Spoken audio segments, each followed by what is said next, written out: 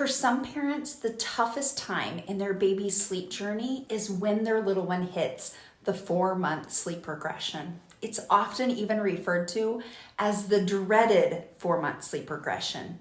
If this is where you are, or you're concerned about this, today I want to help ease your mind. So let's dive in and talk about it. For those who are struggling with the 4-month sleep regression, what you'll typically see is more night wakings, difficulty falling asleep independently. Maybe they need a little bit more hands-on help, or maybe naps really begin to fall apart, or sleep was never really an issue up to this point and suddenly it's feeling hard. If you're experiencing that, you're probably in the 4-month sleep regression. The 4-month sleep regression is caused because big developmental changes are happening in your baby's brain. So what are those changes?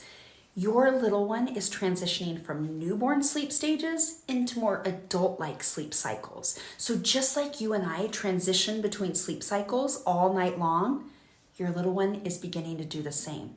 You and I wake up briefly in the middle of the night at the top of each sleep cycle. Now, we are so good at putting ourselves back to sleep, we go right back to sleep.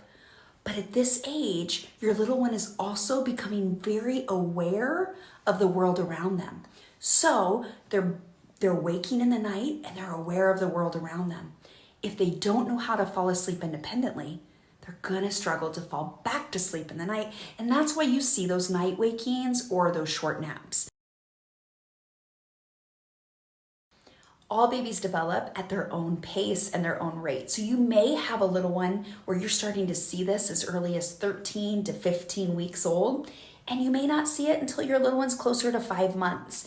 Anywhere between 3 and 5 months of age is pretty normal for that 4-month sleep regression. The sleep cycle changes that we see that happen during the 4-month sleep regression, they're permanent. So this is a permanent change in your baby's brain.